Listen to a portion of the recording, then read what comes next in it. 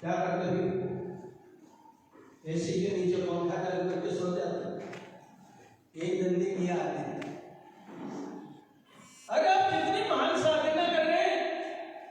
एक अट्ठाई करने वाला आकर के प्रवचन सुन के एसी चालू करके सो जाता है। 4 बजे उठता, पानी पीता, प्रतिक्रमण किया, फिर सोता, फिर सुबह 6 बजे उठता है। इतनी महान तपस्या करने के बाद भी आपको कोई अनुभव नहीं हुआ। आपको एक पूछ लिया गया क्या मिला, आप नहीं कह सकते कुछ नहीं मिला। यहाँ आए हो ना, आपको कुछ देना चाहता हूँ, मैं नहीं दूंगा। मैं तो महावीर का शायद समय हूँ, मैं तो उनकी वस्तु आप तक पहुँचा, मेरे में देने की कोशिश की। पर मैं आपको 3 दिन उस मान लेकर तक साधन हो लेता, पर पहले उसकी भूमिका को समझ लेना अत्यंत जरूरी है। क्योंकि हमारे जो तीर्थ माता होता है, पर संकेश्वर की ऐसी भूमि है जहाँ कोई भी व्यक्ति आता है, अठम तप करता है, और अठम तप के साथ साथ में क्या करता है, जाप करता है। कितनी माला गिनते हैं? 125 माला के कितने होते हैं? क्वांटिटी कितनी होती है? 12.5। क्यों भाई 12.5 का जाप क्यों करते हैं? मैं पूछना चाहता हूँ, बता सकते हैं कि 12.5 के मैं दूं 15,000 करो, 21,000 करो, 25,000 करो, 10,000 करो, 12,500 का ये गणित क्या है? बता सकते हो? जानते ही कोई लेना देना ही नहीं। माला पूरी करो, राजधानी की तरह माला चलती है लोगों की। मैंने कई लोगों को धन माला चलती, मैं इतनी माला, मेरे को एक माला गिनने में 7 मिनट लगे, उनको 2 मिनट लगता है। न तो तप करने का हमारे पास कोई ज्ञान है, न जप करने का हमारे पास कोई ज्ञान है। क्यों? ये तप और जप भी हमारी आत्मा का शुद्धिकरण करते हैं। ये तप और जप भी हमारी आत्मा को हल्की करते हैं। तप और जप भी हमारी आत्मा को ऊर्ध्व गति करते हैं। तप जप भी हमें मोक्ष के द्वार तक और मुक्ति के द्वार तक। ये बड़ा महान तप कर रहे हैं आप यहाँ करके, पर इसको समझना लेना अत्यंत जरूरी है। हम अठम तप कोई ऐसे वैसे नहीं करते। किसी ने इसकी शुरुआत की है कि ढंग से किए ये भी हमारे यहाँ हमारे 24 तीर्थंकर हो गए, पर 24 तीर्थंकरों के अंदर से अठम तप की साधना यदि होती है तो किसकी होती है? आदिनाथ भगवान के अठम मैंने कभी सुने नहीं, नेमनाथ के किसी भगवान की, इसके भगवान के क्यों अठम होते हैं? ये जो भूमि है बड़ी पवित्र और पावन भूमि है, और ये हमारे साधना का विधान है। साधना क्या करनी चाहिए? हमारे विधान है अतिशय वाले तीर्थों। कौन से तीर्थों में? अतिशय वाले तीर्थों में। और मैं पूछना चाहता, अतिशय वाले तीर्थ किसको कहते हैं? और हमारे यहाँ कितने तीर्थ अतिशय वाले? अतिशय वाले तीर्थ किसे कहते हैं? थोड़ा समझ लेना है। साधना हर स्थान में नहीं होती है, हर जगह नहीं होती है। एक बैठकर गए, आसन लगाए, बैठ गए, माला गिन ले। साधना ऐसे स्थानों पे होती है जो अतिशय वाले तीर्थ हो या निर्जन वन हो, जहाँ का वातावरण पवित्र और पावन हो। हमारे अतिशय वाले तीर्थ समय शिखर अतिशय वाला तीर्थ है। क्यों है? कि वहाँ विस्तृत जीवेश्वरों का कल्याण है। जहाँ तीर्थंकरों की चरण से जो भूमि स्पर्श हो जाए वो क्या हो जाता है? अतिशय वाले तीर्थ हो जाते हैं। हमारा गिरनार जहाँ मेघनाथ और अन्य अनंत आत्माओं का क्या है? निर्वाण स्थली है। तीर्थंकरों के चरणों से जो भूमि पवित्र हो जाती है वो क्या बन जाता है? अतिशय वाला तीर्थ बन जाता है। ये बाली करना, यहाँ कोई तीर्थंकरों का कल्याण नहीं है। एक भी तीर्थंकर निर्माण नहीं हुआ है, चातुर्मास जरूर हुए हैं, बाकी एक भी 24 में से एक भी तीर्थंकर का निर्माण नहीं हुआ। वो सिद्धों की भूमि है, अनंत अनंत सिद्ध वहां हुए हैं, परंतु वहां हमारे 24 तीर्थंकर हो गए। उसमें आद्य तीर्थंकर आदिनाथ भगवान उस शत्रुंजय गिरी पर कितनी बार आए? 99 बार। सिर्फ 99 बार के स्पर्श तो किया ही है, पर 99 बार उनका समोशरण भी लगा है। क्या लगा है? और 99 बार उन्होंने देशना दी। इसलिए आदिनाथ भगवान के चरणों से वो तीर्थ पवित्र हो चुका है, इसलिए वो क्या बन गया? अतिशय वाला तीर्थ बन गया। उसके बाद ये सब ये भी एक अतिशय वाला तीर्थ है, वो शाश्वत है, परंतु ये मूर्ति जो है ये क्या है? ये भी शाश्वत मानी गई। जो चीज शाश्वत रहती वो अतिशय वाले बन जाते हैं, इसलिए यहाँ ये अतिशय वाली भूमि है, क्योंकि इस भूमि के ऊपर हजारों वर्षों से इस भूमि के ऊपर अठम तप और उसके साथ साथ में जब ये तप और जब ये क्या है? तप और जब एक योग है। क्या है? आत्मा से परमात्मा का मिलन होना, उसको योग बोलते हैं। एक से दूसरे में जाना, उसका नाम योग। तब से जब करना, यदि तब करते तो जब करो, तो वो क्या बन जाता है? योग बन जाता है।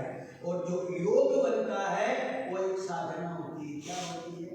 साधना। उस साधना के क्षेत्र के अंदर अपने को जाना है, तो सबसे पहले हम पारसनाथ भगवान का जो तीर्थ है, इस तीर्थ की भूमि पर बैठ के साधना आराधना कर रहे हैं, तो अपन सबसे पहले इस भूमि के बारे में, इसके इतिहास के बारे में, शंखेश्वर की मूर्ति के इतिहास के बारे में, शंखेश्वर तीर्थ के इतिहास के बारे में, इसकी जो अर्वाचीनता, प्राचीनता और ऐसी कोई नेक घटनाओं को लेकर के एक हमारा भूमि है, कई जीवन के लोगों ने अनुभव किया है।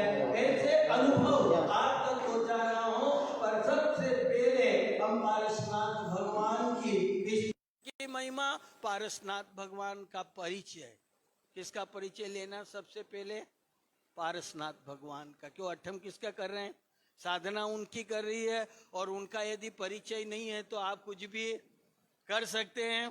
परिचय करना अत्यंत जरूरी है, और उसी परिचय को आगे बढ़ाना है, आगे ले जाना है। और आपको 3 दिवसीय इस साधना के दौरान ये सारी बातें बताई जाएगी कि अठम तप की से परिचित होना है, अठम तक की महिमा को समझना है, पारसनाथ की भगवान से परिचय करना है, क्योंकि जब तक परिचय नहीं होता है। और वही बात हमारे आचार्य भगवान हेमचंद्राचार्य महाराज योग शास्त्र लिखा। क्या लिखा जानते हो? मैंने बोल दिया हाँ योग शास्त्र, आपने बोल दिया हाँ, पूछो। कोई जानकारी बोल दिया, सुन लिया, कोई लेना देना नहीं। हमारे हेमचंद्राचार्य महाराज ने हमारे जैन जगत के एक महान आचार्य, जिनको कलिकाल सर्वज्ञ हेमचंद्राचार्य महाराज कहते, कलिकाल में कोई सर्वज्ञ नहीं हुआ, पर एक आत्मा हुई हेमचंद्राचार्य महाराज, जिनके आगे लगता कि नहीं कलिकाल? क्यों लगता है?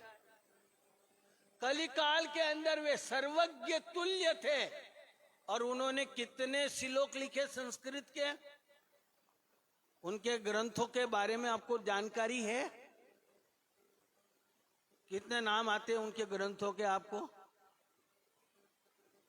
कोई लेना देना नहीं, मतलब नहीं है।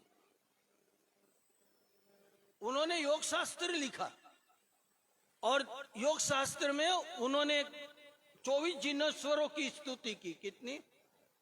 कोई भी ग्रंथ जब कोई लिखता है ना, कोई भी लेखक कोई ग्रंथ लिखता है, तो सबसे पहले वो वंदना किसको करता है? अपने आराध्य को करता है, फिर सरस्वती देवी को वंदना करता है, फिर गुरु को वंदन करता है। पहले वो तीर्थंकरों को वंदन करेगा, सरस्वती को वंदन करेगा, गुरु को वंदन करेगा।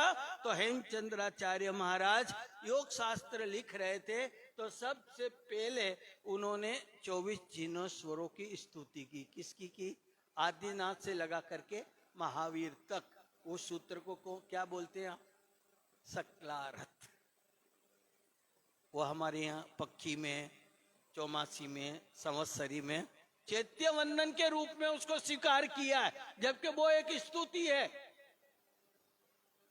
और वहीं से हमारा पक्षिक प्रतिक्रमण चालू होता है, चौमासी हमारा संवत्सरी प्रतिक्रमण। तो उस सकलारथ सूत्र के अंदर हेमचंद्राचार्य महाराज पारसनाथ भगवान की प्रार्थना करते हैं, और प्रार्थना करते हुए वो क्या कहते हैं वो बहुत समझ लेना बहुत जरूरी है, क्योंकि वो प्रार्थना हम भी करते हैं।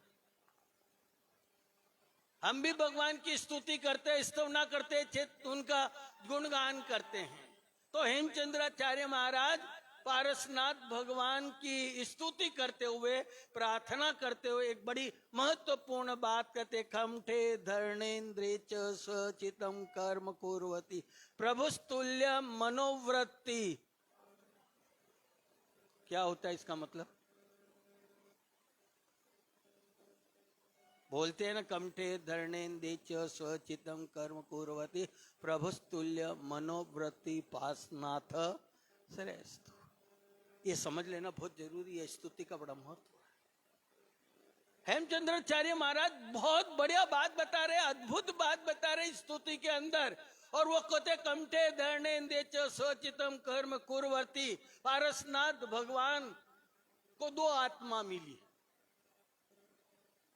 पारसनाथ भगवान को दो आत्मा मिली, एक तो मिला कमठ और दूसरा धर्मेंद्र।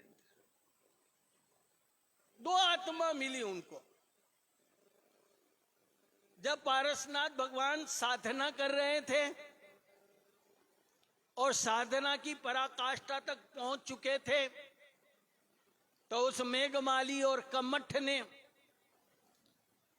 आकर के उपसर्ग किया और इतना मानांतक उपसर्ग किया और भगवान के ऊपर जल धारा पानी आसमान से गिरा और भगवान का पैरों तक आया, यहां तक आया, नासी तक, और यहां तक पानी आ गया। जब भगवान साधना में थे, अड़िग थे और पानी यहां तक पहुंच गया, और उस समय इतिहास ये कहता है कि भगवान के नासिका तक पानी पहुंच गया, परंतु परमात्मा बिल्कुल ध्यान के अंदर पर्वत की तरह एकदम अकंप खड़े हुए, न हिलना न डुलना, कुछ भी नहीं। साधना के अंतर में इतने प्रवेश कर गए थे कि बाहर के जगत का उनको कोई अनुभव, बस ये ध्यान रखना, साधना ये अट्ठम जो कर रहे हैं ना, इसमें बाहर के जगत का अनुभव नहीं हो, समझना ये अट्ठम आपके लिए आशीर्वाद बन गया। इसको आशीर्वाद बनाना है। 3-3 दिन का टाइम निकाल करके इस भूमि पे आना, आपने कोई पुण्य किए हैं। तो पारसनाथ भगवान को नासिका तक पानी वाड़ा, अकंब एकदम खड़े रहे ध्यान के अंदर। और जब मरणांतक उपसर्ग आया, नासिका तक पानी चला गया, और इतिहास ये कहता है कि धर्मेंद्र को ये ज्ञात हुआ कि मेरे आराध्य देव को मरणांतक उपसर्ग हो रहा है और कमठ ने इतनी जल धारा बहाई है कि प्रभु की नासिका तक पानी चला गया। इतिहास ये कहता है कि धर्मेंद्र स्वर्ग से चल करके कहां पर आया? धरती पर आया, पृथ्वी पर आया। और कहां आया? जहां पारसनाथ भगवान साधना कर रहे थे, तो उन्होंने, धर्मेंद्र ने क्या किया? फण बनाए, और राजेश्वरी मां भगवती ने प्रभु को अपने हाथों में लिया, और धर्मेंद्र ने फण बना करके पानी को रोक दिया। और जब वो उपसर्ग शांत हो गया और पारसनाथ भगवान साधना के अंदर खड़े हुए हैं, तो ये बात हेमचंद्राचार्य महाराज कहते हैं, कमठे धर्मेंद्र च सचितं कर्म कुर्वती प्रभु तुल्य मनोवृत्ति। प्रभु की मन की स्थिति क्या है? उनकी मन की स्थिति को जानना हमारे लिए बहुत जरूरी है। उनकी मन की स्थिति, भगवान को दो आत्मा मिली, एक कमठ मिला, एक धर्मेंद्र मिला। कमठ ने उपसर्ग करने में कोई कमी नहीं रखी, तो धर्मेंद्र ने प्रभु की भक्ति करने में भी कोई कमी नहीं रखी। एक उपसर्ग में करने में कोई कमी नहीं रखता, एक भक्ति करने में कोई कमी नहीं रखता। एक भक्ति कर रहा है, एक कष्ट दे रहा है, एक भक्ति कर रहा है। दोनों आत्मा, एक तरफ कमठ है, एक तरफ धर्मेंद्र है, बीच में पारसनाथ भगवान है। और उपसर्ग करने वाले के प्रति भक्ति करने वाले के प्रति मतलब राग और द्वेष की बात आ रही है, क्योंकि उसको द्वेष था। किसको? कमठ को प्रभु के प्रति द्वेष था, और धर्मेंद्र को क्या था? राग था। और राग और द्वेष के बीच की जो वृत्ति है वो साधना के लिए बड़ी महत्वपूर्ण होती है, क्योंकि हम उस वृत्ति में हम नहीं जा पाते, इसलिए हमारी साधना पाइजन हो जाती, अमृत नहीं बन पाती, क्योंकि हमारी वृत्ति अलग है। पारसनाथ भगवान को दो आत्मा मिली, एक धर्मेंद्र और एक कमठ। मेघमाली बारिश कर रहा है, सब कुछ हो रहा है, एक कष्ट दे रहा है, एक भक्ति कर रहा है। और जब उपसर्ग शांत हो गया और कमठ प्रभु के चरणों में आकर के क्या करने लगा? क्षमा मांगने लगा कि प्रभु मैंने आपको बहुत कष्ट दिया, बहुत, मुझे क्षमा कर दो। और धर्मेंद्र भगवान की इतनी भक्ति की कि कोई कमी नहीं, कोई कचास नहीं रखी। पर उस समय पारसनाथ भगवान की मन की स्थिति कैसी थी वो वर्णन हेमचंद्राचार्य महाराज प्रभु तुल्य सम मनोवृत्ति, प्रभु की जो वृत्ति थी, मन की जो स्थिति थी वो बिल्कुल सम थी। क्या थी? सम। सम का मतलब क्या होता है? एक समान। तो भगवान ने उन दोनों आत्माओं को आशीर्वाद दिया। क्या दिया? काय का आशीर्वाद दिया? दोनों को आशीर्वाद दिया। और भगवान ने क्या कहा? कमठ को भी ये कहा, जा तेरा भी कल्याण हो और धर्मेंद्र को भी कल्याण हो। नहीं तो जिनके अंदर द्वेष भावना होती है वे कभी भी अपने दुश्मन का कल्याण करने की भाव हो ही नहीं सकते हैं, क्योंकि हमारी मनोवृत्ति कैसी है? हमारी मनोवृत्ति कैसी? हम वितराग के उपासक हैं, और हमारा धर्म क्या कहता है? आप कितने साल से प्रवचन सुनते हैं? वर्षों से सुन रहे। हमारा धर्म क्या कहता है? जितना राग द्वेष हमारे भीतर है, जितनी वैमनस्यता, जितना वेर हमारे में भरा हुआ है, शायद मैं नहीं कह सकता हमारी स्थिति क्या है। हम भले तब करेंगे, जब करेंगे, साधना करेंगे, आराधना करेंगे, महीना महीना 2-2 महीना के तब कर लेंगे, परंतु मंदिर की जो मनोवृत्ति है वो हमारी कभी बदलती नहीं। बदलना है। हमारा धर्म क्या कहता है?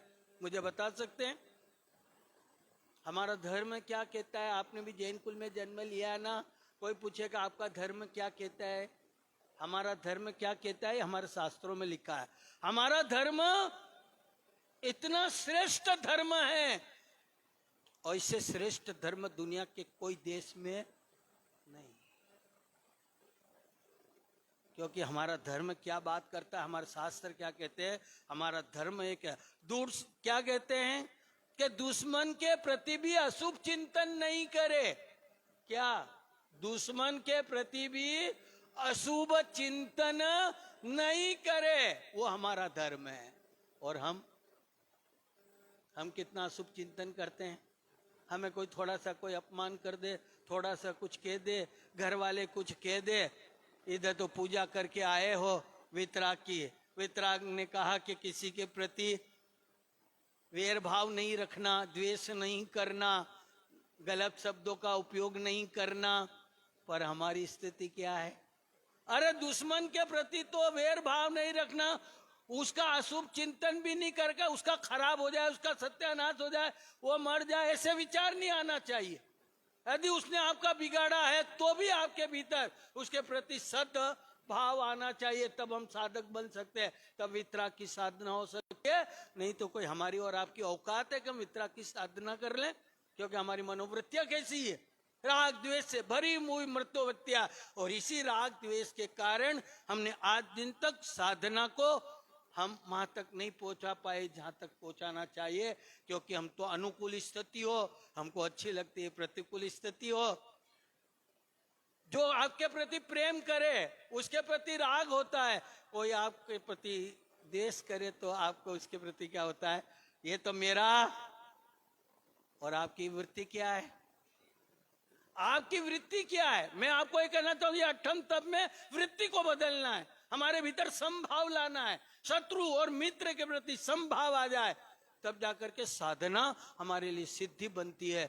नहीं तो हमारे भीतर तो क्या है, अशुभी चिंतन चलता है, अशुभी बातें होती है, हम बहुत कम अच्छा सोच पाते हैं। मेरा तो ये गणित है कि 24 घंटे के अंदर 22 घंटा हमारे भीतर अशुभता ही चलती रहती है, चाहे मन से, वचन से, काया से, कहीं ना कहीं हमारी अशुभता है। ये अशुभता को मिटाना है, शुभ्रता को जन्म देना है और हमारे भीतर संभाव को लाना है। जैसे पारसनाथ भगवान ने संभाव को लाया और उन्होंने क्या कहा, जा कमठ तेरा भी कल्याण हो। और धर्मेंद्र को भी क्यों भक्ति बहुत की तो ये कहा होगा कि तू यहाँ नहीं। भगवान ने दोनों के प्रति संभाव रखा कि उपसर्ग देने वाला, द्वेष करने वाले व्यक्ति को भी कहा जा तेरा भी कल्याण हो, और भक्ति करने वाले को कहा जा तेरा भी कल्याण हो। ऐसा कल्याणकारी तत्व यदि हमारे जिन शासन में है तो वो कौन सा तत्व है? पारसनाथ भगवान। वो पारसनाथ भगवान क्या कल्पना करते हैं? हेमचंद्राचार्य वो कल्याणकारी तत्व जो अठन तक की साधना करें, जो 3 दिन तक जाप कर रहे हैं, उनके लिए कहते हैं कि जा तेरा भी कल्याण हो। आप किसके लिए आए हैं? कल्याण करने के लिए। क्या है? तो ये ऐसा तत्व है जो पारसनाथ, ये अनंत आत्माओं का कल्याणकारी तत्व है। और आपको ये बता देना चाहता हूं, आज आप सब दूर भटकते हो, सब दूर जाते हो, जहां देखो वहां माथा टेक के चले आते हो, आपके पास सम्यकता ही नहीं है। हम इतने स्वार्थी, इतने लोभी, इतने लालची है कि जहां गए वहां माथा टेक दिया। अरे नहीं है, हमारा धर्म यह कहता है कि हमारा कल्याणकारी तत्व यदि कोई है वो अरिहंत तत्व है। और हमारा धर्म, हमारे शास्त्र ये कहते हैं जो अरिहंत को जप लेता है फिर किसी को जपने की जरूरत, जो अरिहंत को पूज लेता है फिर किसी को पूजने की जरूरत नहीं है। और जो अरिहंत को भज लेता है फिर किसी को भजने की जरूरत नहीं है। और जो अरिहंत की आराधना कर लेता है फिर किसी की आराधना करने की जरूरत नहीं है। जो अरिहंत के चरणों को स्वीकार कर लेता है फिर उसी को, दूसरे के शरण को स्वीकार करने का विधान हमारे यहाँ नहीं है। क्योंकि आपका और हमारा यदि कोई तारक तत्व है तो वो कौन सा है? अरिहंत तत्व है। क्योंकि इस दुनिया के अंदर अरिहंत से बढ़ करके कोई तत्व इस दुनिया में हो तो मुझे बताओ। अरिहंत से बढ़ के कोई तत्व नहीं है, क्योंकि हमारा तारक तत्व ही वही है। इस जगत के अंदर हमारे के तिन्नाणम तारियाणम, जो तीर गया है वही, जिसको शांति मिली है वही शांति दे सकता है, जिसको परम सुख मिला है वही परम सुख देता है, जिसको मुक्ति मिली है वही मुक्ति दे सकता है। ऐसे मुक्ति को देने वाले हमारे अरिहंत है। इन अरिहंतों की साधना, आराधना हमारे जीवन के अंदर होनी चाहिए। तो हम ये साधना, आराधना पारसनाथ भगवान की हम कर रहे हैं। तो ये पारसनाथ का इतिहास जानना है। तो जब हम किसी से इतिहास या किसी से हम करते हैं तो सबसे पहले क्या होता है? पहले क्या होता है? आप किसी व्यक्ति से मिलते हैं या कुछ भी करते हैं तो आप शुरुआत कहां से होती है? किससे होती है? आपकी दोस्ती, आपकी मित्रता जब किसी से होती है तो कहां से शुरू होती है? कहां से होती है? ध्यान रखना, सबसे पहले किसी से भी आपकी कुछ भी दोस्ती या मित्रता या घनिष्ठता होती है तो सबसे पहले परिचय होता है। क्या होता है? परिचय। बिना परिचय से दोस्ती बनती नहीं है, मित्रता बनती। जब किसी से मिलते तो पहले परिचय होता है। और परिचय किस रूप में परिवर्तन होता है? परिचय प्रेम में परिवर्तन होता है। किससे? परिचय, पहले परिचय, परिचय का दूसरा जो रूप है वो किसमें परिवर्तन होता? प्रेम में होता है। जब आप पहले आपने जिंदगी में किसी से प्रेम किया होगा तो पहले प्रेम किया कि पहले परिचय किया? अनुभव आपका, मेरा नहीं, हम तो 13 साल में सन्यासी हो गए थे। पहले परिचय, उसके बाद में प्रेम। कभी भी पहले प्रेम नहीं हो सकता है, पहले दोस्ती नहीं होती, पहले उसके साथ में हम परिचय करेंगे और वही परिचय धीरे धीरे जा करके प्रेम में परिवर्तन हो जाता है। जब प्रेम हो जाता है उसके बाद की दूसरी घटना है परिचय। पहली घटना है परिचय, दूसरी घटना है परिचय प्रेम में। और प्रेम किस में बदलता है?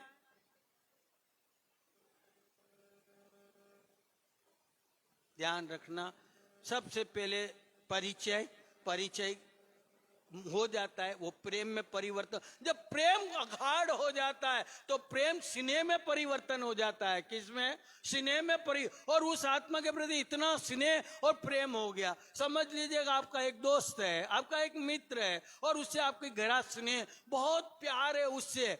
और वो व्यक्ति जब आपके घर आए और घर आके ये कहे आपसे कि अभी मैं बहुत तकलीफ में हूं और मुझे 2 लाख 4 लाख की जरूरत है, तो आप निकाल के देते कि नहीं देते? वो कौन दिलवाता है? स्नेह दिलवाता है। स्नेह समर्पण में आता है। क्या आता है?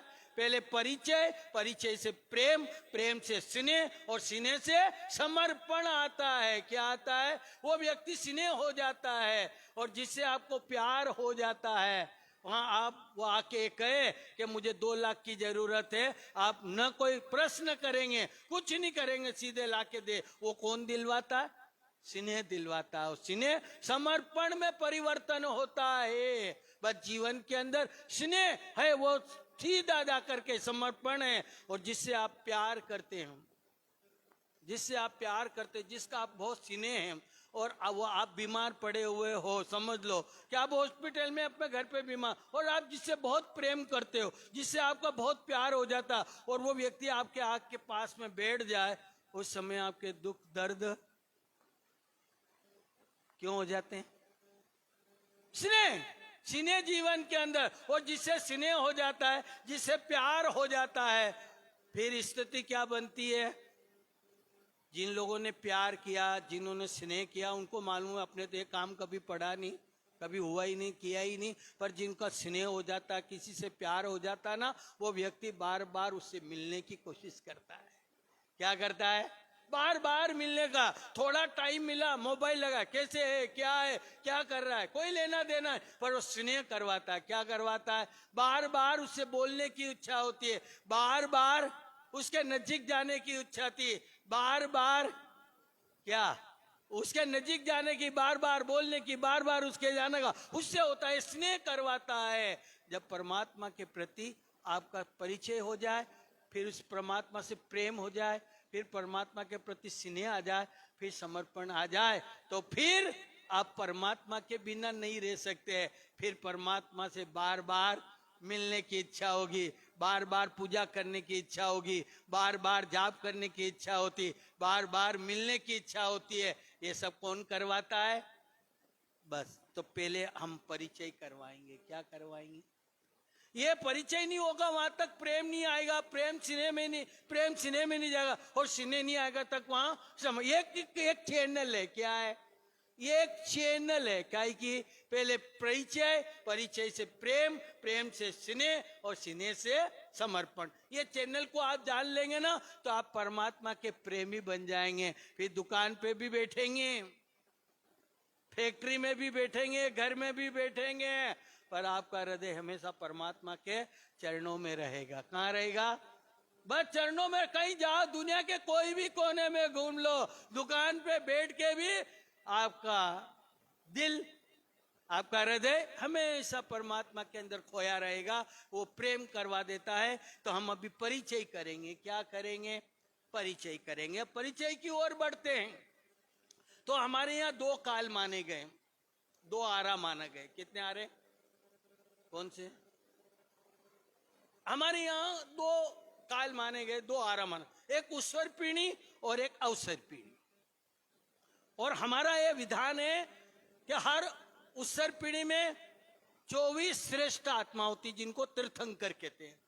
उत्सर पीढ़ी काल में भी 24 होते हैं और अवसर पीढ़ी काल में भी 24 होते हैं। अभी आप और हम किस काल में बैठे हैं? अवसर पीढ़ी काल चल रहा है। तो ये अवसर पीढ़ी काल चल रहा है, जिसका 5वां आरा चल रहा है। और अवसर पीढ़ी काल में भी 24 तीर्थंकर हुए, आदिनाथ से लगा के महावीर तक। ऐसा उत्सर पीढ़ी काल और अवसर पीढ़ी काल 2 काल माने गए हैं। तो मैं आपसे पूछता हूं, उत्सर पीढ़ी काल किसे कहते हैं? उत्सर पीढ़ी काल किसे कहते हैं? उत्सर पीढ़ी काल को समझ लेना है। अभी जो भी है अवसर पीढ़ी चल रहा है, कली काल चल रहा है। जैसे हमारे यहाँ अवसर पीढ़ी कहते हैं ना, उत्सर पीढ़ी, ऐसे ही हिंदू समाज के अंदर काल है। अपने यहाँ अवसर पीढ़ी उत्सर पीढ़ी शब्द है, उनके यहाँ पहला क्या था? त्रेता युग आया, फिर द्वापर युग आया, फिर सतयुग आया, और अभी क्या चल रहा है? ये कलयुग चल रहा है, जिसको हमारे यहाँ अवसर पीढ़ी काल का 5वां आला, जिसको कलयुग कहा गया है। ये हर जगह काल की गणना मानी गई है। हमारी जैन परंपरा में भी काल की गणना, उत्सर पीढ़ी काल। उत्सर पीढ़ी काल में जो आत्मा जन्म लेती है वो उत्सर पीढ़ी मतलब ऊपर की ओर, आचार विचार वगैरह, आचार से विचार से और तरह से जहाँ ऊंचा ऊंचा ऊंचा एकदम ऊंचाई तक चले जाए, उसको उत्सर पीढ़ी काल कहते हैं। और अवसर पीढ़ी काल किसे कहते हैं? जो आदमी, मैं नहीं कहूंगा, आप कहोगे ये सब बातें। यह अवसर पीढ़ी काल में आदमी नीचे नीचे नीचे और इतना नीचे गिर जाता है कि आप कल्पना भी नहीं कर सकते हैं। इसलिए मैं कहता हूं कि हम कितने गिर गए हैं, अनुभव करना। हम कितने आचार विचार से, हर तरह से हम नीचे नीचे, नैतिकता से, प्रमाणिकता, सत्य की दृष्टि से, आचार विचार, हर तरह से हम गिरते जा रहे हैं। ये अवसर पीढ़ी काल का एक प्रभाव है, कलयुग का ये एक प्रभाव है। तो ये अवसर पीढ़ी काल और अवसर पीढ़ी काल। और उत्सर पीढ़ी काल के कितने आरे होते हैं? 6 आरे होते हैं। कितने होते हैं? और अवसर पीढ़ी काल के भी 6 आरे होते हैं। हमारे यहाँ 6 माने गए, 6 अवसर पीढ़ी का और 6, और दोनों काल, दोनों आरों के अंदर जो भी होते हैं 24 आत्माएं जन्म लेती है। तीर्थंकरों की आत्मा उत्सर पीढ़ी काल में भी 24, अवसर पीढ़ी काल के अंदर भी 24 का जन्म होता है। ये हमारी काल की गणना है। अब मैं आपको उत्सर पीढ़ी काल की ओर ले जाता हूं। अवसर पीढ़ी काल की तरफ तो नहीं ले जाएंगे, ये तो बात की बात है। उत्सर पीढ़ी काल के अंदर हम आपको ले जाते हैं। उत्सर पीढ़ी काल के काल, काल के काल। और उस समय उत्सर पीढ़ी काल चल रहा था, और उस समय 90 तीर्थंकर हुए, जिनका नाम था दामोदर स्वामी। दामोदर स्वामी इस भारत की भूमि को अपने चरणों से पवित्र कर रहे थे, और जगह जगह स्थान स्थान में जाकर के वो विचरण कर रहे थे, धर्म की देशना दे रहे थे, और कई भवी आत्माओं को इस संसार सागर से पार कर रहे थे। एक दिन दामोदर स्वामी विहार करते करते गांव में पहुंच गए। जब एक गांव में गए तो देवी देवताओं ने समोसरण की रचना की। क्या की? भगवान बिना समोसरण देता? देवी देवता पर इनका इतना अतिशय होता था, जहां जाए वहां समोसरण लग जाता था। और समोसरण में बैठ करके वे क्या करते थे? देशना देते थे। दामोदर स्वामी विहार करते हुए गांव में पहुंचे। गांव के बाहर समोसरण लगा, और भगवान दामोदर स्वामी वहां पर देवी देवता, पशु पक्षी, नर नारी, हजारों हजारों आत्माएं उनका प्रवचन सुन रही थी। उन हजारों आत्माओं में से एक आत्मा थी, और उस समय दामोदर स्वामी देशना दे रहे थे, प्रवचन दे रहे थे, और प्रवचन में उन्होंने एक बात कही, और उन्होंने कहा कि इस संसार सागर से तिरना है, और इस संसार सागर से भव पार होना है। और वही आत्मा भव पार होती है, उन्हीं आत्माओं की मुक्ति मिलती है कि जो कर्मों के बंधन से मुक्त हो जाए। किनके? कर्मों। जब तक कर्म है, कर्म मतलब बंधन, और जब तक बंधन है वहां तक आपकी और हमारी मुक्ति होने वाली नहीं है। उन्होंने बंधन और बंधन से मुक्त होना, उसके संबंध में अनेक आत्माओं को समझा रहे थे कि जब तक बंधन है तब तक मुक्ति नहीं है, और जब मुक्ति हो जाती है तो वो शाश्वतता को प्राप्त कर लेता है। जब उन्होंने बंधन और मुक्ति और मोक्ष के बारे में प्रवचन कर रहे थे तो एक श्रावक था जिसका नाम आषाढ़ी था, और आषाढ़ी श्रावक ने जब ये प्रवचन सुने और प्रवचन सुन के वो अपने घर गया। कहाँ गया? घर गया। आप भी तो सुनते हो और फिर घर जाते हो ना, घर जाके क्या करते हो? आपके यहाँ चतुर्मास तो होते रहते हैं, प्रवचन सुनते हैं, सुनने के बाद घर जाते हैं, ऑफिस जाते हैं, और जाने के बाद अपने काम में लगे, कोई लेना देना नहीं, सीखे फॉर्मेलिटी है, गए और सुन लिए, कोई लेना देना है, कोई चिंतन नहीं, कोई मनन नहीं, कोई उसके बारे में सोच भी नहीं कि आज महाराज जी ने क्या कहा, गुरुदेव ने धर्म देशना में क्या कहा, जिन वाणी में क्या कहा, आपको कोई समझ, कोई चिंतन नहीं, कोई मनन नहीं। पर आषाढ़ी श्रावक वहां से चला, प्रवचन सुना, देशना सुनी, घर गया, सोया नहीं, चिंतन करने लगा, मनन करने लगा, और चिंतन और मनन करने से उसके भीतर के अंदर जागृत आई, और एक प्रश्न खड़ा हो गया कि मेरी मुक्ति कब होगी, मेरा मोक्ष कब होगा? बोलो, आपने कभी सोचा है? कभी सोचा? मैं एक बार गोरेगांव में मेरा चातुर्मास था 1990 में, और आरे रोड पे राजस्थान भवन है, चिंतामणि पार्श, वहां मेरा 1990 का चतुर्मास था, और राजस्थान के हॉल के बाहर चिंतामणि का देरासर था। मैं रोज वहां जाता था, मंदिर जाता था, चैत्य दर्शन भी करता था, चैत्य वंदन भी करता था। एक मेरे आगे एक व्यक्ति आया और वह भगवान की उसने पूजा की। पूजा करने के बाद सभा मंडप में बैठ गया, और बैठ करके उसने चैत्य वंदन किया, और चैत्य वंदन करने के बाद स्तवन जहाँ बोलने का आता है तो उसने स्तवन नमोरस सिद्धाचार्य उपाध्याय सर्व साधु बोल करके उसने स्तवन गाया। वो स्तवन में क्या गा रहा था वो मैं आपको बताना चाहता हूँ कि हम भी वही हैं, हम भी उसी पंक्ति में बैठे हैं, हमारी स्थिति वही है। वो बोल रहा था पर उसे पता नहीं कि मैं क्या बोल रहा हूँ, क्या गा रहा हूँ, मैं भगवान के सामने क्या प्रार्थना कर रहा हूँ, उसको कोई लेना नहीं। तो उसने स्तवन गाना शुरू किया, नमो राज सिद्धाचार्य उपाध्याय सर्वसाधुभ्य।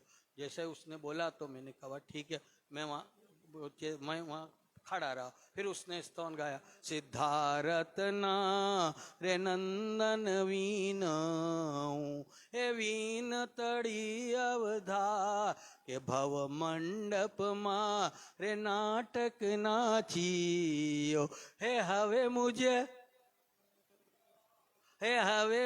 पार उतार, हे हवे मुझे पार, ये गारा हवे मुझे पार उतार, हवे मुझे एक बार की एक कड़ी को 25 हवे मुझे पार उतार, हवे मन पार उतार, हमें मन दान दिरार।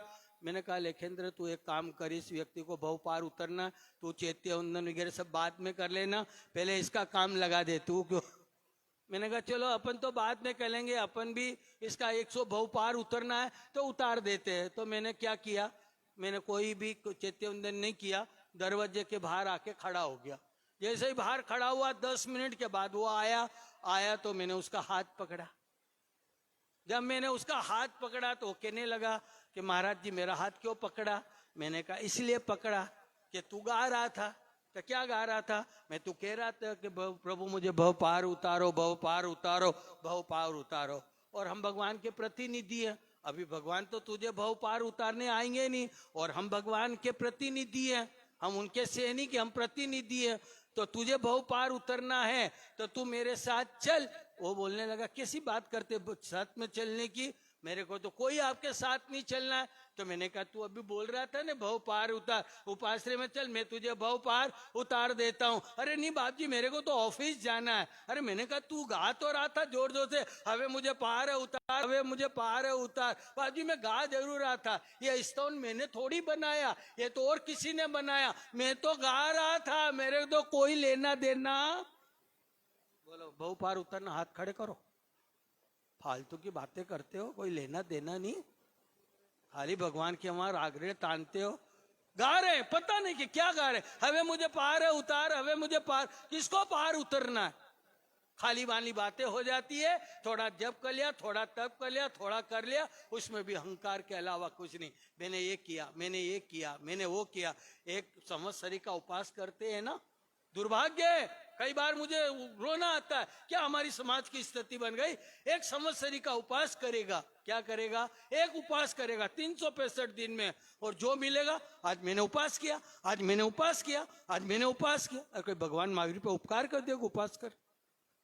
अहंकार, मैंने ये किया, मैंने ये किया, मैंने ये किया, ये मैं की आवाज ही है ना, आपको बहु पार नहीं उतरने देगी।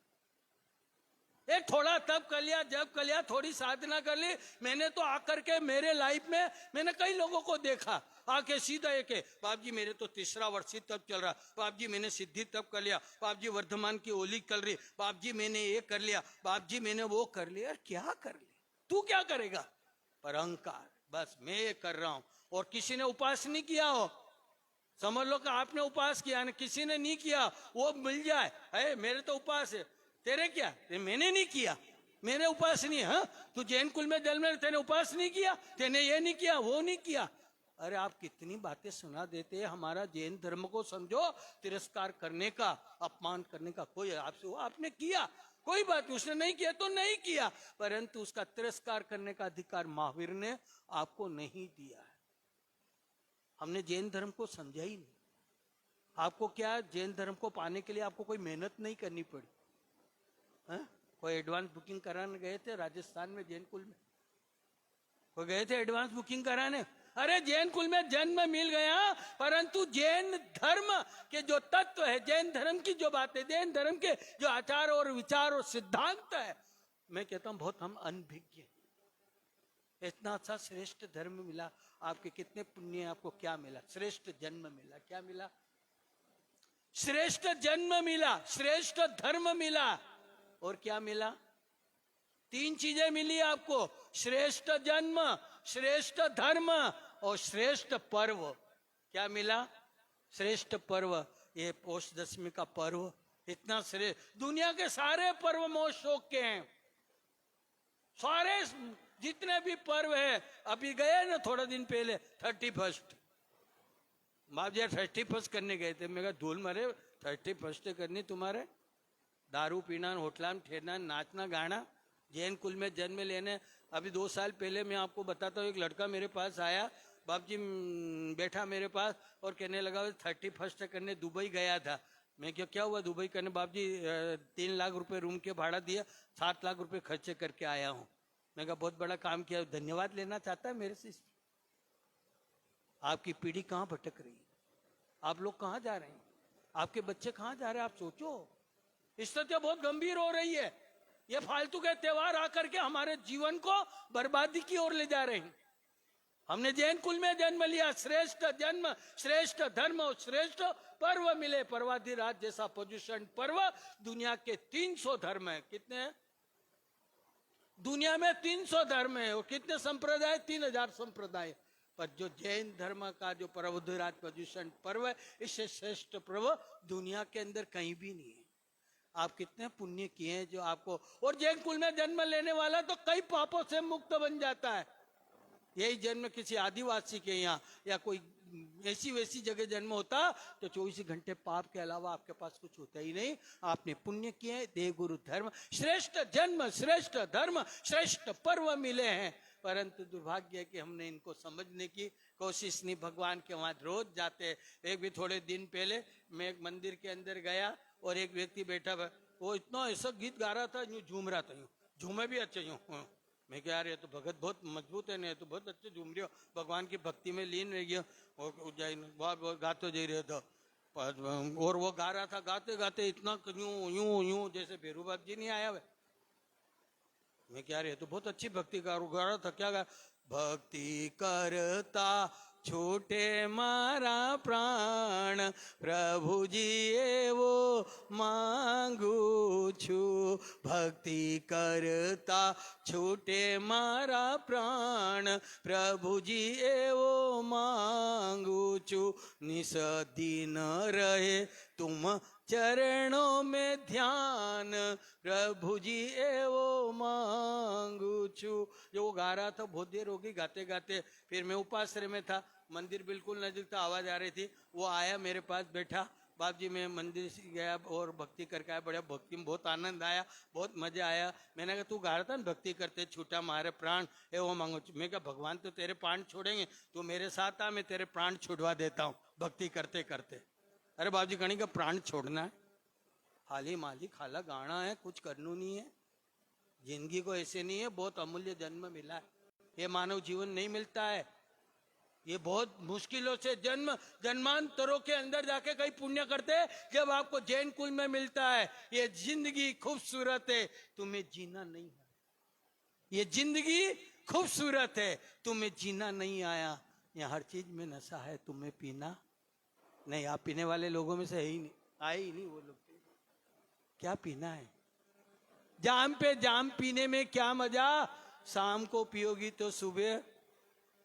ये जाम पे जाम पीने में क्या मजा, शाम को पियोगी तो सुबह उतर जाएगी। और भक्ति रस की प्याली पी ले तो तेरी जिंदगी, वह जिंदगी को सुधारना। भक्ति रस की प्याली पीना है किसकी?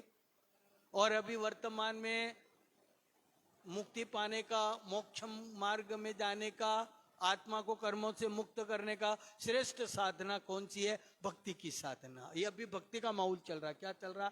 भक्ति साधना। क्योंकि हमारे यहाँ 3 प्रकार की साधना, ज्ञान योग, भक्ति योग और क्रिया योग। तो ज्ञान योग की साधना नहीं कर सकते हैं हम, तप योग की साधना नहीं करते, परंतु भक्ति योग की तो साधना, बस भक्ति की साधना है। ये भक्ति की साधना हमारे जीवन के अंदर वही आषाढ़ी श्रावक घर पे जाके सोता नहीं है, चिंतन करता है। क्या करता है? चिंतन करता है और सोचता मेरी मुक्ति कब होगी, मेरा मोक्ष कब होगा, मैं कर्मों के बंधनों से कब मुक्त बनूंगा और कब में जाकर के मेरा मोक्ष होगा। ऐसा सोचते सोचते उसको विचार आया कि ये मेरा जो प्रश्न का उत्तर मुझे दामोदर स्वामी ही दे सकते कि मेरी मुक्ति कब होगी।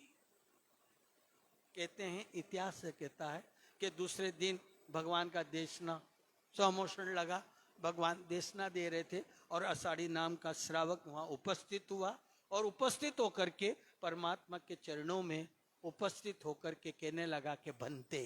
क्या कहा? भंते। मैं आपसे जिज्ञासावश मैं आपसे एक प्रश्न पूछना चाहता हूं भंते। तो प्रभु ने कहा पूछो, क्या पूछना चाहते हैं? आषाढ़ी ने कहा कि प्रभु आपके प्रवचन सुने मैंने 2 दिन से, और आपके प्रवचन सुनकर के मेरे मन में एक प्रश्न उपस्थित हुआ कि मैं अनादिकाल से मेरी आत्मा इस संसार के अंदर बार बार जन्म, बार बार मरण, बार बार जन्म मरण के चक्र में मैं घूम रहा हूं। प्रभु ये जन्म जरा और मरण का जो चक्र है, और ये चक्र किससे होता? कर्मों से होता, आपने समझाया। तो मेरा कर्म क्या, जन्म मरण से मेरी मुक्ति और मेरे कर्म के बंधों से मैं मुक्त होना चाहता हूँ। प्रभु आपसे जानना चाहता हूँ कि मैं कर्मों के बंधनों से कब मुक्त बनूंगा और मेरा मोक्ष कब होगा, मैं मोक्ष कब जाऊंगा। तो प्रभु जानते हैं हमारे तीर्थंकर तो सर्वज्ञ होते हैं, सर्वदर्शी होते हैं। सर्वज्ञ और सर्वदर्शी जो होते हैं उनसे कुछ भी छिपा ध्यान, दुनिया से आप छिपा सकते हैं, पर सर्वज्ञ और सर्वदर्शी और केवल ज्ञानी से कोई छिपा नहीं रहता है। साधन का आप केवल दर्शी है, केवल ज्ञानी है। मुझे ये बताइए कि मेरा मोक्ष कब होगा प्रभु, ये मैं जानना चाहता हूँ। मुझे जल्दी से जल्दी बताइए कि मेरी आत्मा कब मोक्ष में के अंदर जाएगी। प्रभु ने अपने केवल ज्ञान में देखा और कहा कि हे श्रावक, हे भाग्यशाली, यह उत्सर पीढ़ी काल चल रहा है। इस उत्सर पीढ़ी काल के अंदर तेरी मुक्ति होने वाली नहीं है।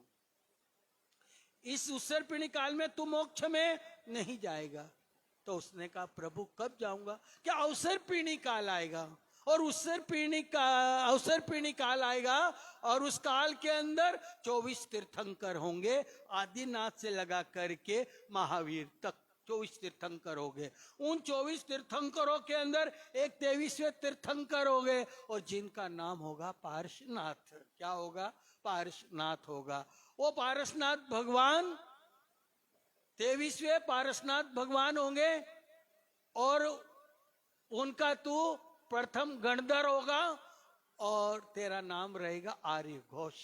तू पारसनाथ भगवान का शिष्य बनेगा, उनका प्रथम गणधर बनेगा, और तेरा तारक तत्व यदि कोई है वो पारसनाथ है। और इतिहास ये कहता है कि वो वहां से चल के इतना प्रसन्न हुआ, इतना खुश हुआ, चलो कि इस उत्सर पीढ़ी काल में तो मेरा मोक्ष नहीं, अवसर पीढ़ी काल में मेरा निश्चित है कि जो बात कही वो सर्वज्ञ सर्वदर्शी कही। विश्वास हो गया कि मेरी मुक्ति अब निश्चित है। पर मेरा तारक तत्व यदि कोई है तो वो कौन सा है?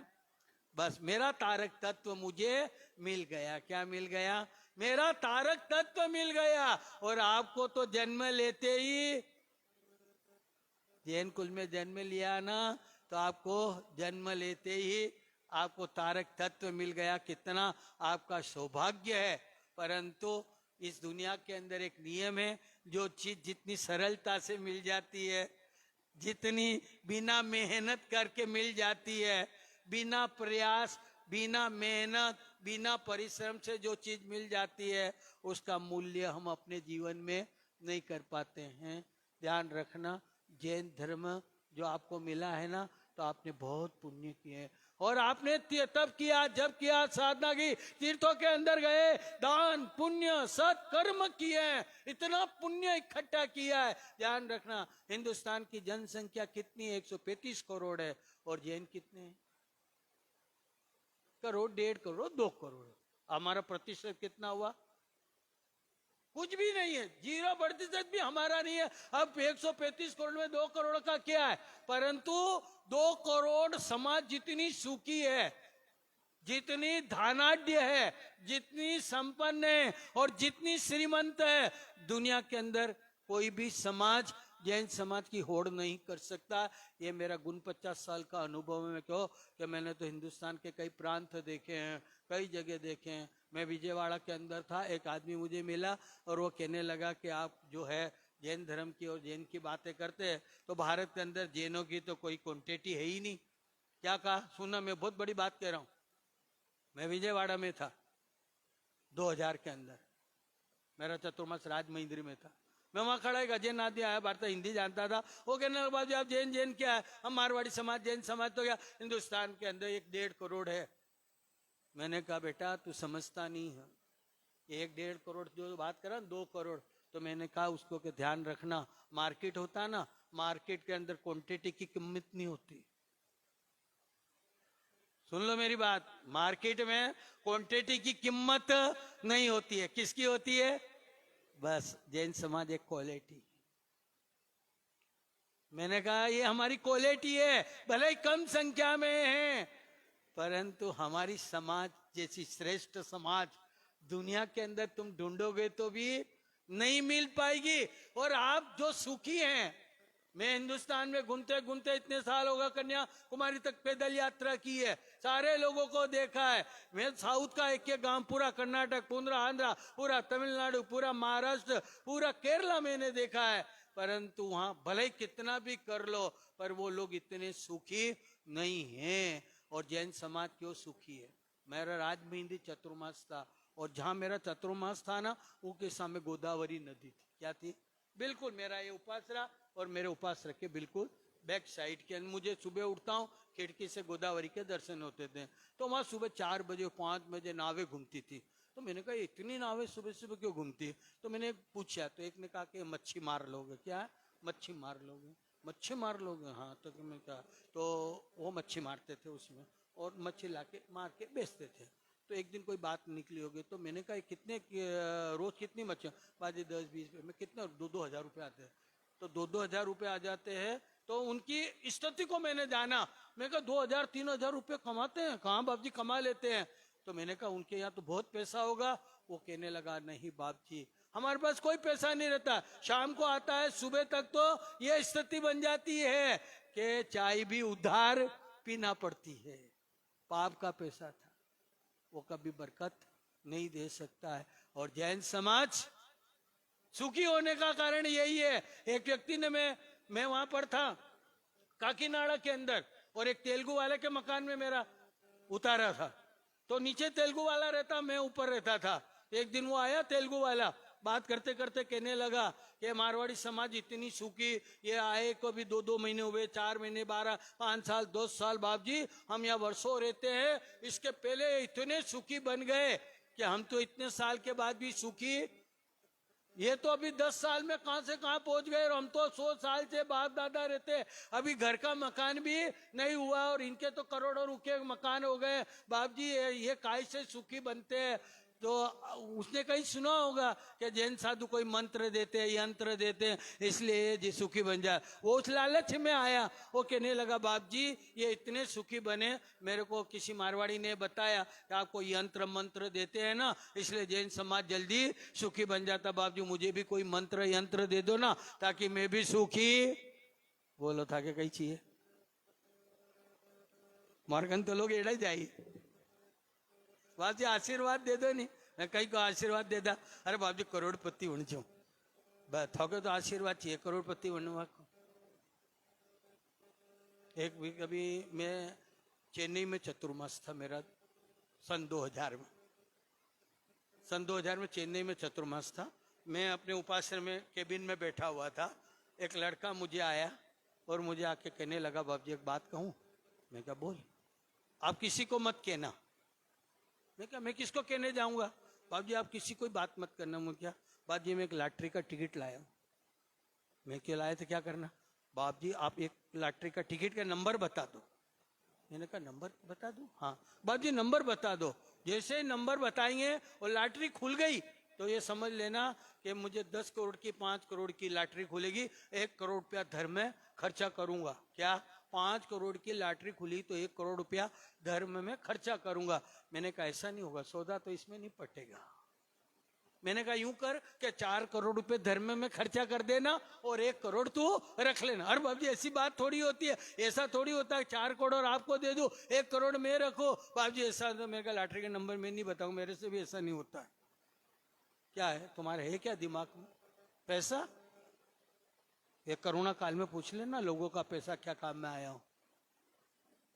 कुछ काम में आने वाला नहीं है। ध्यान रखना जीवन के अंदर जो कुछ भी है, आप जो भक्ति है यही जीवन का साथ देने वाली है, यही भक्ति है। आषाढ़ी श्रावक भक्त आया, मेरा तारक तत्व मुझे मिल गया। क्या कहा? तारक तत्व मिल गया। और जैन समाज जो सुखी है, जो मैं बात कहना चाहता था, मैंने उस आदमी से कहा कि हमारी जैन समाज सुखी किससे बनी ना काकीनाडा के अंदर। मैंने कहा हमारी जैन समाज के अंदर 2 चीजें। क्या है? मैं आपको बहुत श्रेष्ठ बात बता रहा हूं, आज बहुत समझने जैसी है। आप 2 तत्व आपके पास है इसलिए सुखी है। ये 2 तत्व आपके जीवन से चले जाएंगे ना तो आपकी भी स्थिति वो बन सकती है। मैंने कहा हमारी जैन समाज के पास 2 तत्व है, 2 साधना। हम कोई मंत्र तंत्र नहीं देते, कोई वो नहीं करते। क्यों? क्या है बाप जी ऐसा? मैंने कहा तुम्हारे यहाँ काला सांप निकल जाए, कोबरा सांप निकल जाए तुम्हारे घर से तो तुम क्या करते हो? बाप जी देखते नहीं, मार देते।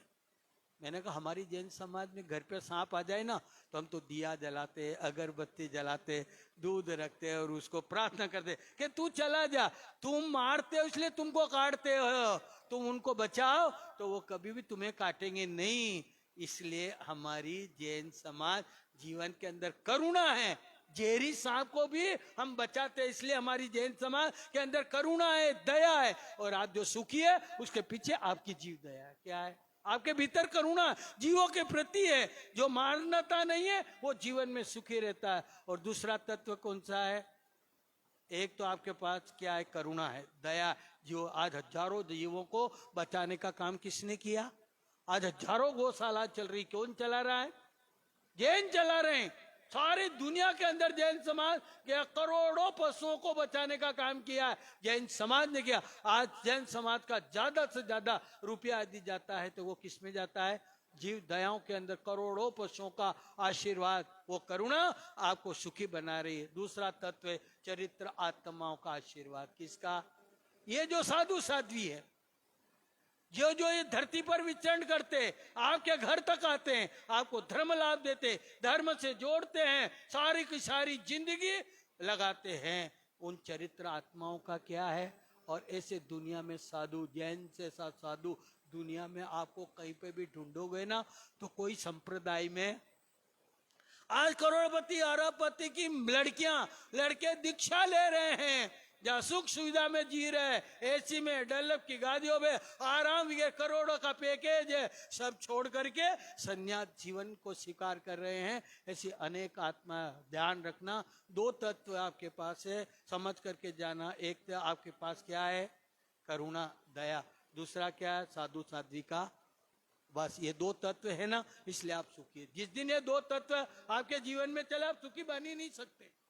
सुखी बनने का कारण मैंने शोध किया कि जैन समाज इतनी श्रीमंत क्यों है। उसके पीछे आपके भीतर जीव दया, करुणा, दूसरा चरित्र आत्माओं का, ऐसे पवित्र आत्माओं का आशीर्वाद इस जैन समाज का घर घर जाकर के धर्म लाभ, धर्म से जोड़ना करना। महावीर के शासन को आप तक पहुंचाने का काम कौन कर रहे हैं? साधु साधु। और घर आकर के धर्म लाभ दे के आपको आशीर्वाद दे के जाते हैं।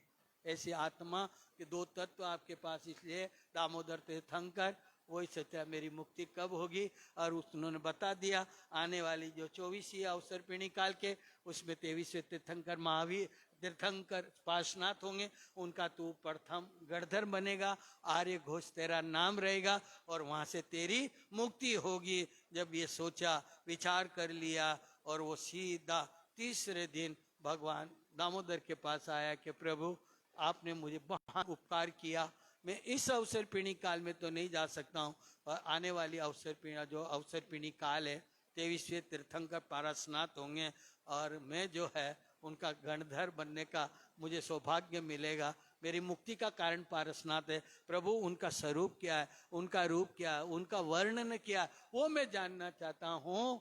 और दामोदर स्वामी जो है उनका रूप, वर्णन, स्वरूप को बताते हैं। क्योंकि घड़ी अपना समय बता रही है, क्योंकि मेरे तो क्या है नॉन स्टॉप गाड़ी चलती है, घड़ी दिखती नहीं है। तो आज यहाँ तक अपन पहुँचे हैं, और अपन को अभी तो 3 दिन है, आपको बहुत इतिहास की ओर ले जाएंगे। अभी तो कई चीज़ें बाकी है। अभी वहाँ गए, उसके बाद में क्या क्या ऐतिहासिक घटना है, मैं आपको 1000 साल का इतिहास बताऊंगा। कितने साल का? 1000। ठेठ 10वीं शताब्दी से लगा करके 20वीं शताब्दी का 1000 साल का इतिहास इस शंकेश्वर की धरती का, और पार्श्वनाथ भगवान की आराधना का, मंत्र का। क्योंकि आप मंत्र जरूर गिनते हैं, मैं आपको बोलता, आप कौन सा मंत्र बोलते हैं? ओम ह्रीं श्रीं धरणेन्द्र पद्मावती परिपूजिताय अरहं श्री शंखेश्वर। इतना नहीं गिनते कोई। ओम ह्रीं श्रीं पार्श्वनाथाय नब्बे भी गिनते हैं। अब मैं बोलता ओम ह्रीं और श्रीं, ये 3 शब्द है। पार्श्वनाथ को तो नमन करते बाद में। तो इसके अंदर महत्वपूर्ण मंत्र कौन सा है? रीम। ध्यान रखना, रीम, श्रीम भी नहीं है। ये 3 शब्द है। ओम क्या है? शांतिवाचक है। श्रीम क्या है? जो श्रीम बोलते हैं ना, ओम, फिर रीम, रीम शक्तिवाचक है, और श्रीम जो है वो समृद्धिदायक। क्या? शांति, शक्ति और समृद्धि।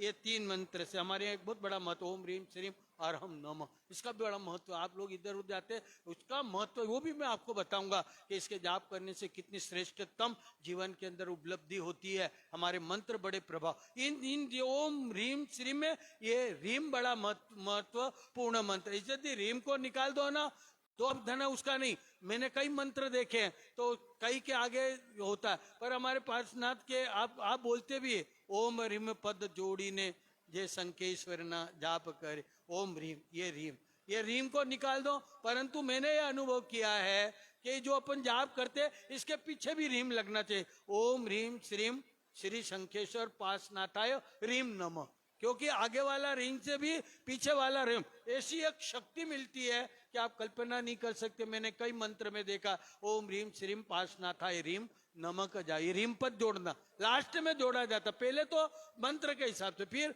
शक्ति के हिसाब से रीम पद जोड़ी ने। तो ये आप जो जाप कर रहे हैं 12,500 जाप करेंगे, पर आप ये ध्यान रखना बहुत ही शांति पूर्वक, बहुत धैर्यता पूर्वक और बिल्कुल जागृत अवस्था के अंदर आपको जाप करना है। कोई आलस्य और 125 माला बरोबर ईमानदारी से, क्या बोला मैंने बस वो रखना।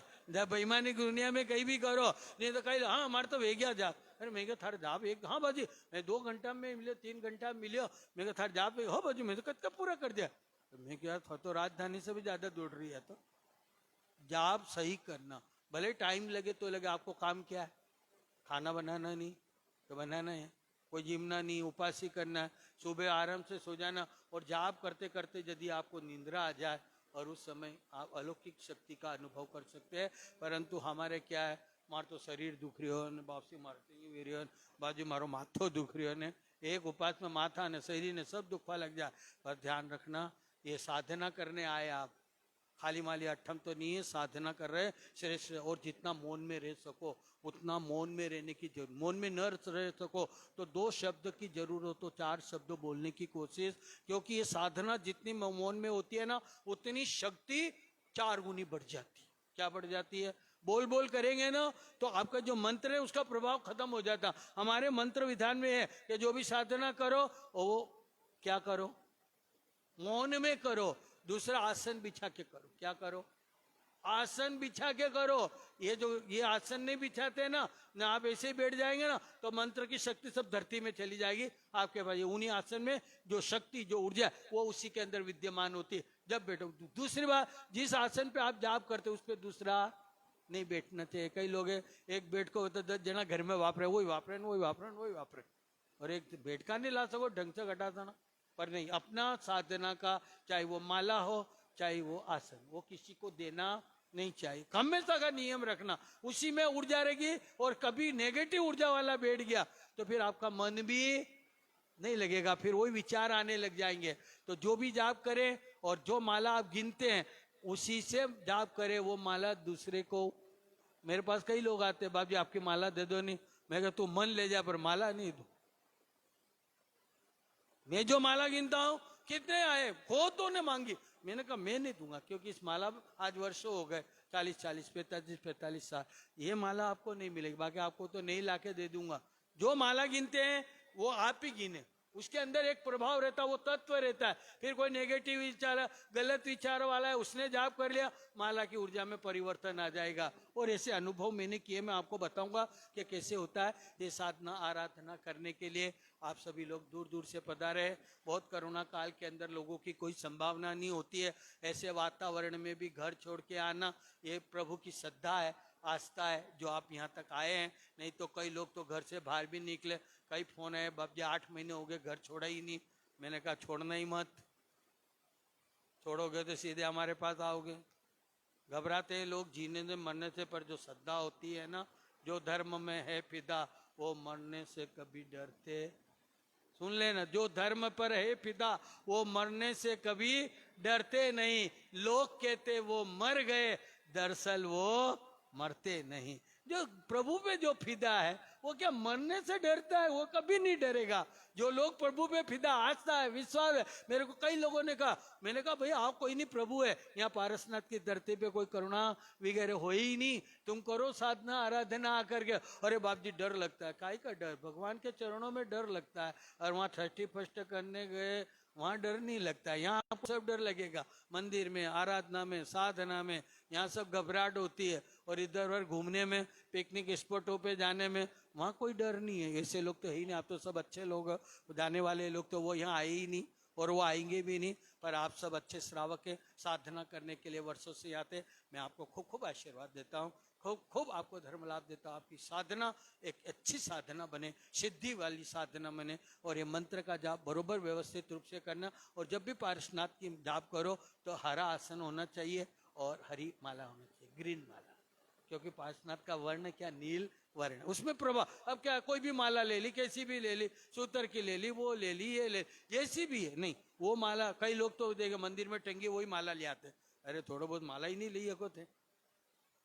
ध्यान रखो, इन सारी चीजों को समझना। साधना करने आए हैं, बहुत समय अमूल्य निकाल के आए हैं। लोगों को तो टाइम है क्या? आज बंबई, बेंगलोर वगैरह लोगों को कोई टाइम है? मैं मैसूर के अंदर गया 2000 के अंदर, 1999 में मैसूर में गया। मैंने वहाँ 1980 में चौमासा किया। मेरा एक परिचित इतना बड़ा लड़का था, वो बहुत बड़ा हो गया, वो मेरा अच्छा उस घर रोज बैठता करता था। तो मुझे मैंने उसको समाचार भेजे, मैं यहाँ आया हूँ तू मिल। तो 4 दिन के बाद वो मुझे मिलने आया। मैंने कहा भाई सुरेश भाई, तुम्हें यहाँ आया और 4 दिन से समाचार भेज रहा, तो आया नहीं मिलने। अरे बाप जी क्या बात करते हो, मरने की फुर्सत, थान मरवा की फुर्सत है, हाँ निकालनी पड़ेगा फुर्सत, वही फुर्सत नहीं मरवा की भी। अरे क्या है, इतना तुम जीवन के अंदर साधना करनी है, आराधना करनी है। और ये ध्यान रखना, साराधना और साधना सिर्फ मनुष्य जन्म में ही हो सकती, बाकी कहीं होने की संभावना नहीं। एक नौकार सिखा पचकांड देवात्मा को भी करने का सौभाग्य नहीं है। है बताओ, होता किसी देवता ने पचकांड लिए हो तो? आप मनुष्य हैं, आपको ये मिला है, और ऐसे स्थान में जैन कुल मिल गया, बस इससे ज्यादा बढ़ के आपको क्या चाहिए? ऐसा कुल मिल गया, 24 तीर्थंकर मिल गए, देव गुरु और धर्म की साधना का पवित्र मार्ग मिल गया, चरित्र आत्मा का आशीर्वाद, करुणा धर्म की साधना करने का आशीर्वाद। ऐसा जन्म और ऐसा जन्म कोई बार बार मिलने वाला नहीं है, इसलिए कहते ऐसो जन्म बार बार, बस ऐसा जन्म। और आनंद गंज जी ने क्या कहा? अवसर बेर बेर नहीं आवे। क्या अवसर बेर बेर? ऐसा मनुष्य जन्म जैसा अवसर बार बार मिलने वाला नहीं है। तो ये श्रेष्ठ आपको जन्म मिला है, इसको सार्थक करना, आराधना करना है। तो ये 3 दिवसीय प्रवचन है, अभी 11:15 बज चुकी है, सारा कार्यक्रम है। अभी यहाँ पर 2 बजे पूजा होगी, संध्या भक्ति सारे कार्यक्रम होंगे। आपने इतने प्रेम से, इतने स्नेह से 1 घंटा 1.5 घंटा मुझे जो सुना, उसके लिए मैं आपको बहुत बहुत आपका अनुग्रहित हूँ। आप सभी को आशीर्वाद धर्मला। और कल फिर 9:30 बजे फिर मैं आऊँगा, आपके बीच में बैठेंगे। प्रतिक्रमण का समय कितनी बजे रखा है? 7:30 बजे रखा है। कहाँ रखा है? भोजनशाला के हॉल में रखा। आप बरोबर आइए। और साध्वी जी महाराज का यहाँ पर है। और भक्ति को कार्यक्रम कितनी बजे है? 6:15 बजे। फिर रात का भक्ति नहीं है, रात का नहीं, 6:15 बजे संध्या भक्ति करेंगे। और